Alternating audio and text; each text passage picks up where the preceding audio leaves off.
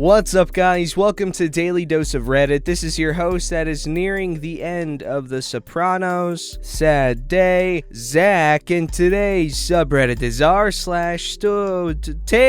from Retail. Jeez, poo brain.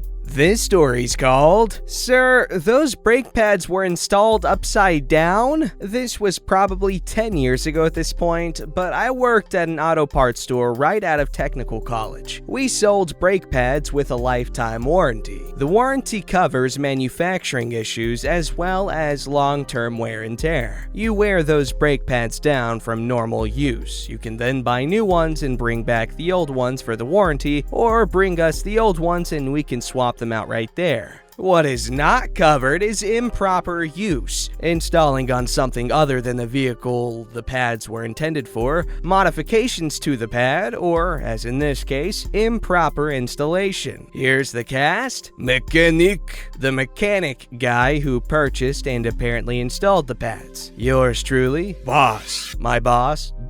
Coworker. My coworker, who was a master mechanic at a car company with a blue logo before a motorcycle accident, prevented him from actually working on cars anymore. I say that all because he's the guy who would know what he's talking about. He was also in the back of the store and didn't hear any of the interaction. Mechanic guy comes in with the brake pads he purchased a short time ago. They are not at all usable anymore. He bought our top-of-the-line ceramic brake pads. These pads were a fairly new product in our store at the time, and we didn't know how they actually performed. But they were marketed as the best ceramic pads you could buy for everyday driving, as well as a little high-speed fun on the weekends. So to have them go bad in a short amount of time was odd, to be sure. These pads are garbage! I bought them a few months ago and they're already trashed, and they ruined my rotors. So you guys need to give me new pads and pay for new rotors too. I explained that we're sorry about the issue and we'd be glad to help in any way we can and blah blah blah.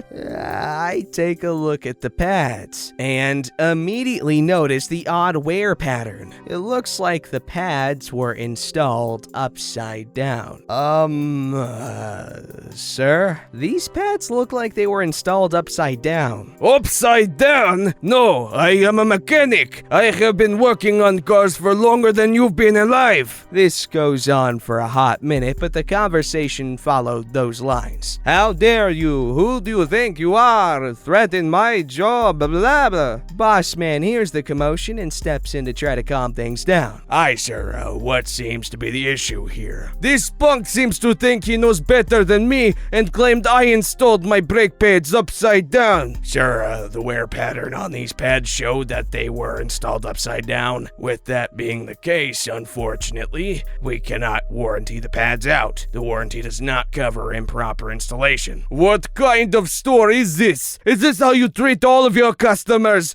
Blah blah blah, you know the drill. Sir, if it would make you feel better, we do have an employee who was a master mechanic for a car company and keeps his ASE, or Automotive Service Excellent, certifications current. Would you like him to take a look? Absolutely. Get someone up here with a brain. Hey, coworker, can you come up here for a second? Yeah, boss. He walks up to the counter. What's up? Coworker, do you notice anything odd about these brake pads? Yeah, looks like they were installed upside down. Mechanic guy is fuming at this point. He finally leaves with no new pads and no new rotors. My coworkers and I had a pretty good laugh about that, as well as a conversation about how the hell he installed the brake pads upside down. Some context. I did look like a punk. I was 18 to 20 years old, long, shaggy hair, and fresh out of mechanic school. I was in no way assuming I knew everything about cars. I just noticed the wear pattern and the notches worn out that indicated that the pads were installed upside down. ASE certifications are needed to get a job at any reputable mechanic shop.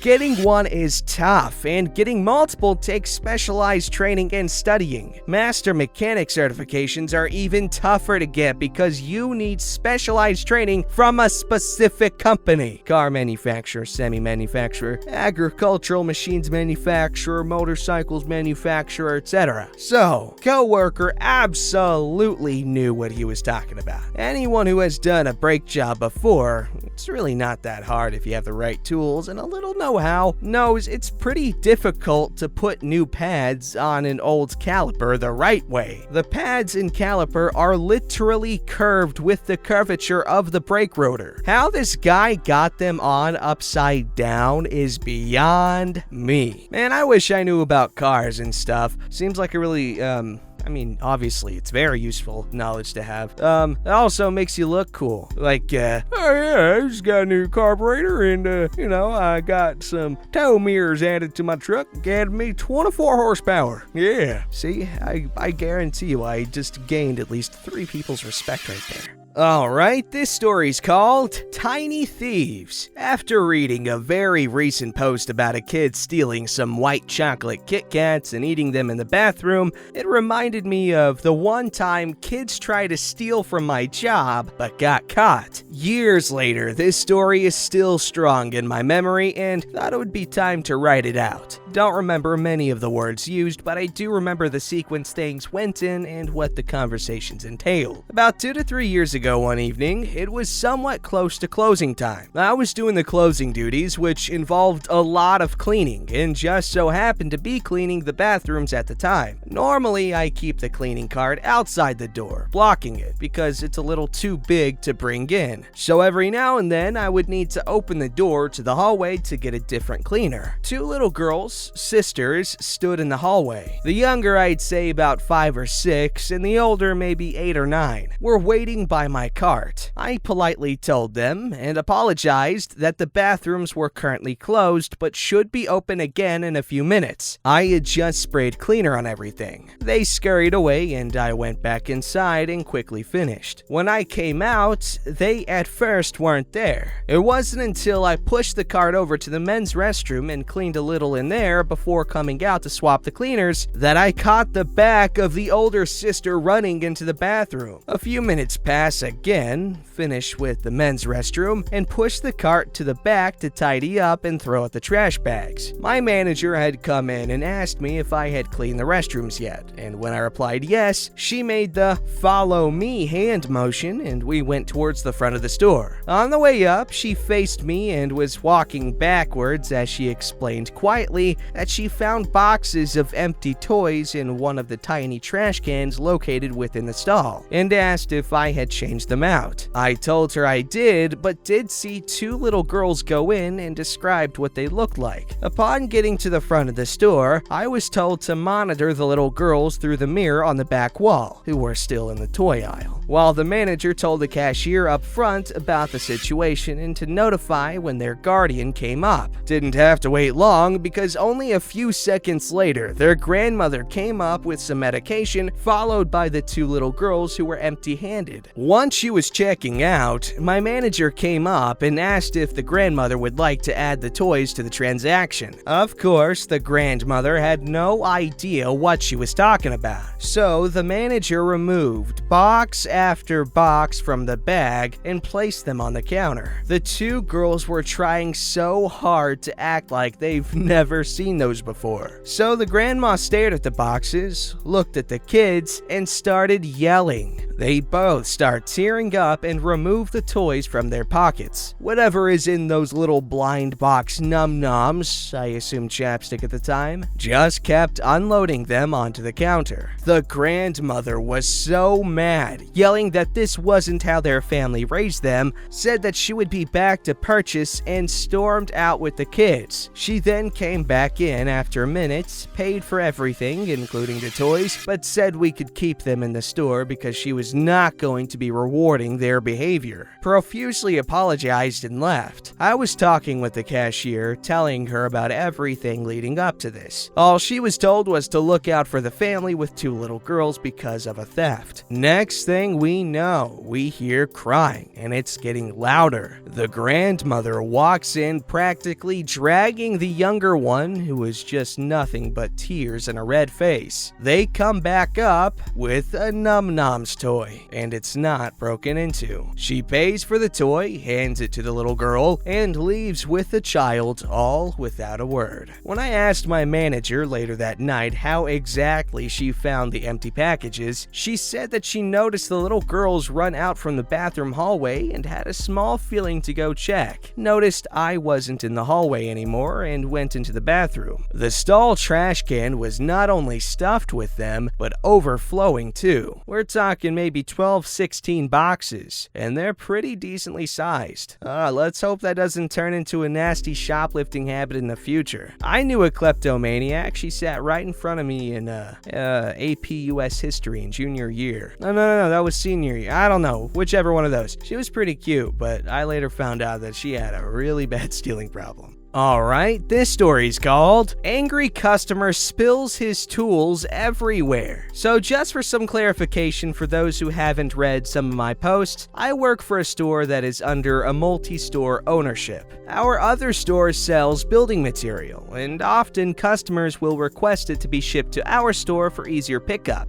During the height of the lockdown that went on in my area, a contractor who we don't like because he is arrogant and rude came in saying he got a call some building material he ordered arrived. We looked through our whole receiving area and found nothing. At this point, the customer is getting rather angry, saying he got a call from us saying it is here. We go around asking every staff member if they saw the other store come by and drop the material off. Everyone said they never even saw the other store arrive. So my manager tells the guy to wait in his vehicle and he'll make some calls to figure out what is going on. The guy is spewing, saying we don't know how to do our jobs and stuff like that with the usual rant. I see the guy angrily stomp back to his truck after his rant. Since it was close to time for us to close, I go outside to put stuff away. The whole time I see the guy angrily stomping around his truck, slamming doors and the tailgate of his truck. After several minutes of observing his fits of rage, I see him get back into his truck, turn it on with the tailgate open, and open a toolbox resting on the back. He hits the gas hard and speeds out of his parking spot, going for the exit, but his toolbox slid off the back and slammed onto the ground, spilling his tools everywhere. I bit my tongue, trying not to laugh as I see him stomp out of his truck and go back to collect his fallen tools. Just as he finished and got back in, that was when my manager came out and walked up to the driver's side window. I see him talk to the guy for a moment, then I see the guy give him a similar hand gesture like when you say screw you to someone, and then he speeds out of the parking lot. So my manager comes over, chuckling, and I ask him what went on. He told me his material did arrive, but it arrived at the other store, which is who phoned him, and they didn't send it over because he never asked to have it brought over. So a few days later, I talked to a coworker from the other store, and this person dealt directly with the contractor. They told me he was nice and sweet on the phone when he was asking about why his material wasn't sent to our store. My coworker is not one to tolerate much, so they told him he never asked it to be sent, that they discussed if it could be sent over, but he never said yes, do it. They then told me when they said they would send it over, my coworker told them, "You better be nicer to the workers at the other store when you get it." He asked, "What do you mean?" My coworker replied, "Because I heard how rude and disrespectful you were to them for something that wasn't their fault. If I hear you treat them similarly like that again, we aren't gonna bother ordering anything for you again." He goes, "Well, I'm under a lot of stress with this job, trying to get it done." My coworker replied, "That's no excuse to treat them the way you did, so treat them better, or don't shop with us at all." So his material did arrive, and when he came to pick it up, well, Let's just say he miscommunicated how much he actually wanted. We could see his face turning red with anger during that time, but it was funny watching him trying to keep his rage under control. Hope that gave everyone a good laugh. I laughed a lot witnessing it. Hey, just goes to show that being an impatient jerk doesn't pay off all the time. It does sometimes though, if we're being honest. But that doesn't mean you do it. That doesn't mean you do it.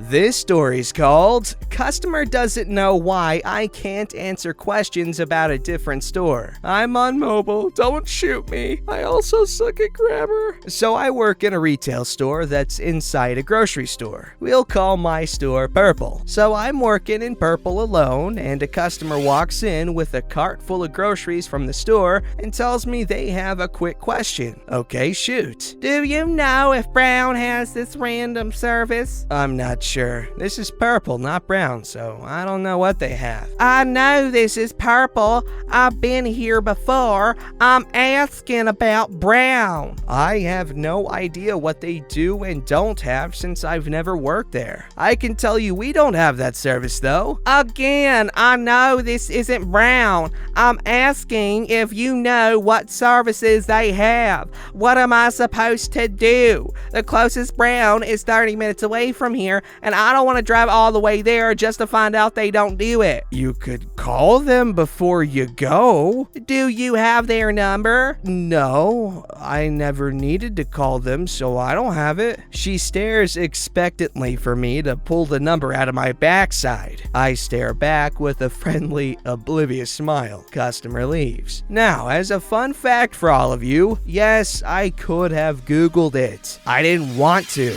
This person comes in the grocery store and buys a ton of fruits and vegetables, and when they can't eat all of them before they go bad, they return the rotten food and exchange it for new ones. Every week. The grocery store has a freshness policy, so that's how they get away with it. And I know they do this because I talked to the people who work in the grocery store. So I knew they just wasted 20 plus minutes of a poor customer service person's life as they went through the weekly process of getting more free food. Edit to clarify, Purple and Brown are competitors, so honestly, they probably do offer the service either, but I don't know for sure. Like I said, I've never worked there or been in there for anything as a customer. Okay, that fruit thing is just weird.